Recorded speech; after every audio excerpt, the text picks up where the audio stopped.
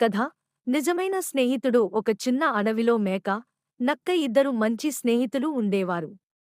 వారు ప్రతిరోజూ కలిసి ఆడుకునేవారు. ఒకరోజు నక్క మేకను మోసం చేయాలని అనుకుంది. నీకు రుచికరమైన పచ్చి గడ్డి చెట్టుపై కొమ్మల్లో ఉందిరా అంది. మేక నమ్మి చెట్టు దగ్గరికి వెళ్ళింది. అక్కడ వేటగాడు పెట్టిన ఉచ్చులో అది చిక్కుకుంది. మేక భయంతో ఏడ్వసాగింది. అప్పుడు నక్క నవ్వింది. నేను సరదాగా చేశాను అంది. ఆ మాటలు వినగానే పక్కనే ఉన్న కుక్కకు కోపం వచ్చింది. అది వల కత్తిరించి మేకను రక్షించింది.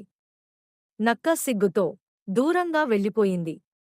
మేక కుక్కను చూసి ధన్యవాదాలు చెప్పింది. నిజమైన స్నేహం సహాయం చేయడమే అని అంది కుక్క.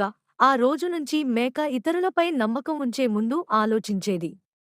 నీతి: ప్రామాణిక స్నేహం మాటల్లో కాదు, పనుల్లో తెలుస్తుంది. మరిన్ని కథల కోసం కలర్స్ వరల్డ్ యూట్యూబ్ ఛానల్ని సబ్స్క్రైబ్ చేసుకోండి.